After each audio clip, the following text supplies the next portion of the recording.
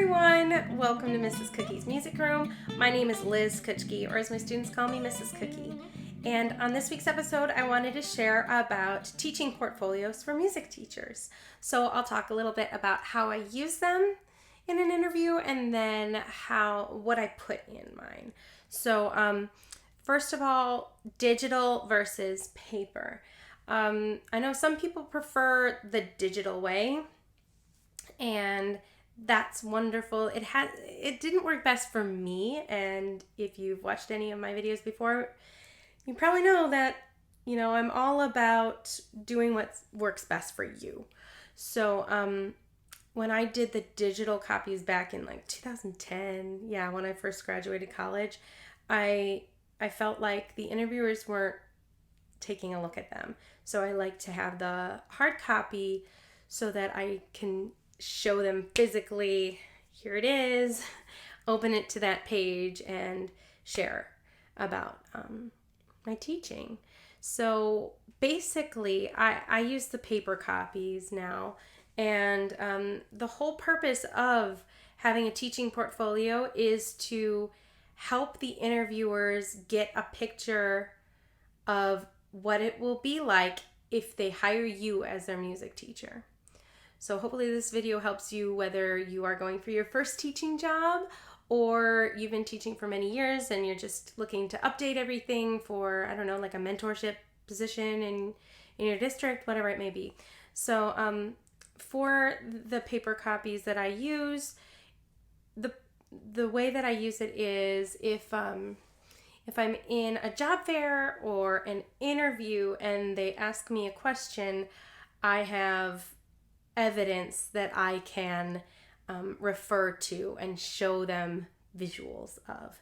So for example, if they ask me to describe a typical lesson that I would teach, I can literally go into my portfolio, pull out a lesson plan, and share with them the order of events, the standards I'm addressing, and all that.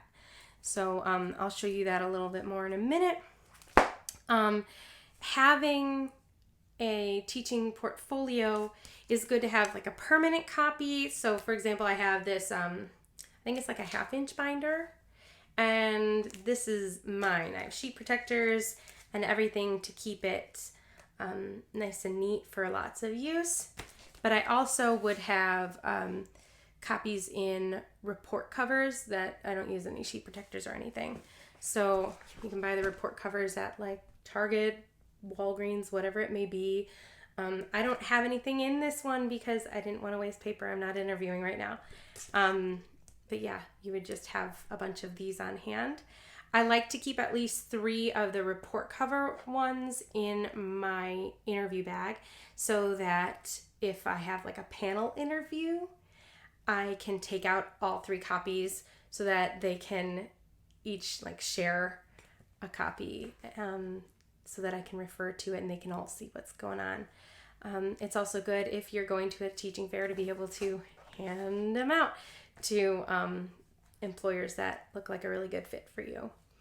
And then at the end of the interview, you are able to leave one of those report cover copies with the interviewers to keep.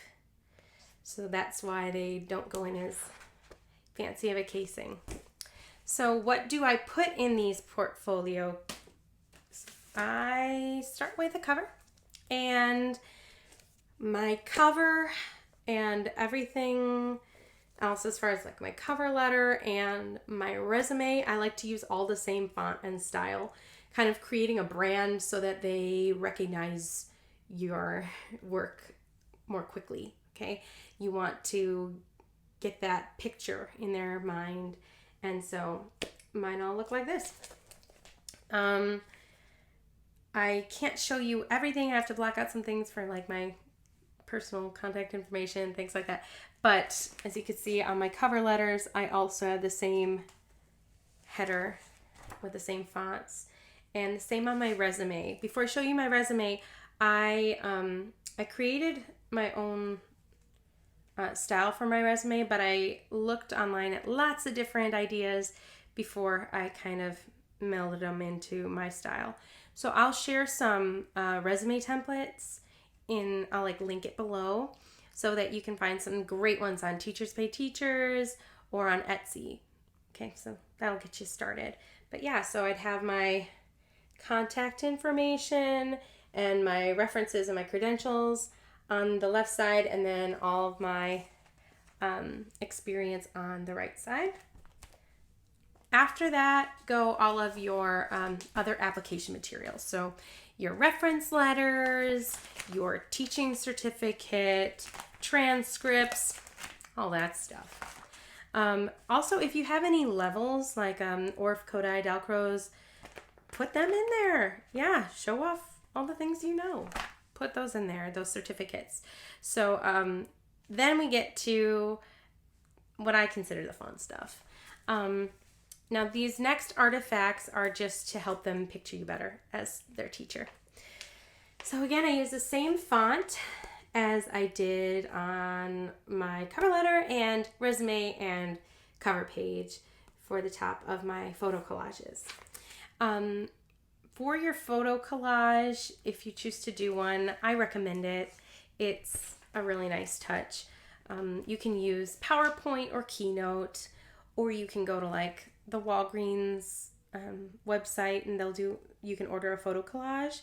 That does get a little pricey though. Last time I did that was, I don't know, like 4 years ago, and it was like $5 a page, which is pretty rough when you're handing these portfolios out.